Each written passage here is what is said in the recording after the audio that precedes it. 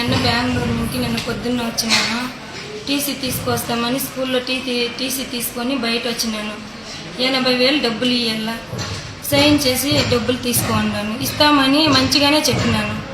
టీసీని పట్టి చింపేదానికి చూసినాను. నా బిడ్డలు అయిపో అని చెప్పి చైలుని పట్టుకొని, నా 2 చైలు పట్టుకొని సీర్నంతా లాగి ఉరివి రోడ్డు పైన స్కూల్ ముందర, స్కూల్ దగ్గర నుంచి వాళ్ళ ఇంటి దాకా లాక్కొచ్చి చెట్టుకు కట్టేసి, ఒక చెట్టుకు కాదు 2 చెట్లకి పెద్ద తాడేది, ఏదైనా లోడ్లకి వేసేది, అట్లాంటి తాడుతో కట్టేసినారు. నా కొడుకు మా అమ్మనే కట్టేయొద్దండ అట్లా అని చెప్తే కూడా నా కొడుకుని పక్కకి ఇచ్చేసి, నాతో పాటు ఒక ఆయన రక్షణ కోసం తీసుకొచ్చినారు.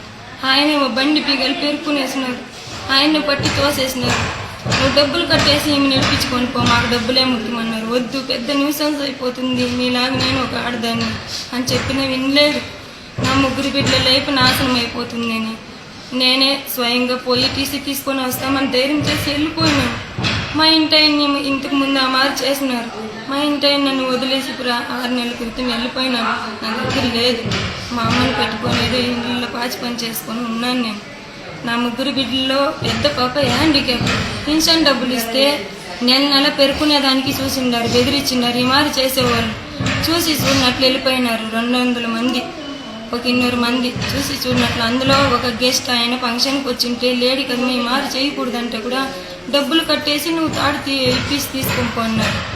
ఇస్తానంటా ఉంది అంటే కూడా వదిలేదు.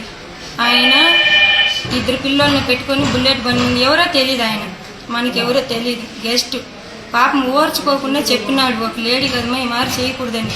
మిగతా వాళ్ళందరూ చూసి వెళ్ళిపోయినారు. ఇది లైవ్ అయితే ఎవరు తీసినారు. నాకు ఏదైనా ప్రాణహాని జరిగి ఇంకా కూడా ఉండారు.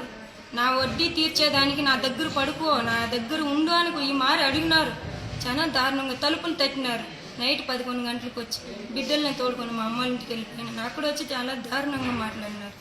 సాల్ని కొద్దిగా మా అమ్మల్ని కూడా లంజా గార్డెన్ ఈ మారి అడుగున్నారు. లక్షల లెక్క వాళ్ళ దగ్గరే 15 రూపాయలు వడ్డీ, 30 రూపాయలు వడ్డీ ఈ మారి తీసి మా ఇంటి ఆయన చాలా దారుణంగా వడ్డీలు కట్టలేక దాముకునేసినాడు. మా ఇంటి ఆయనకు తెలిసింటే ఈ పాటకు వచ్చిండేవాడు. మా ఇంటి ఆయన వరకు న్యూస్ పోలేదు.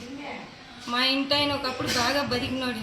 నా 3 బిడ్డలు నేను ఏమి చేయాలి, మాకు ఎవరు లేరు అనేసి నేను నా మారి జరిగింది. నేను మధ్యాహ్నం ఆ గెస్ట్ ఎవరో మనకు తెలియదు, నాకు పరిచయం లేదు. పాపం అడుక్కున్నాడు, లేడీ మా వదిలేయండి మా చాలా పెద్ద అనుభవిస్తారు. 1 అవర్ ఉండి నన్ను కట్టుల్లోనే ఇక్కడి నుంచి సార్ ఒళ్ళంతా తాడుతో కమ్మిపోయింది. చూడండి సార్, ఒళ్ళిలో ఈ మారి కుడి పక్క మొత్తము వేసేసింది సార్ కట్టుతో. ఇది చెయ్యి అడ్డు పెట్టి నన్ను కొట్టొద్దు నన్ను అని అడుక్కున్నాను సార్.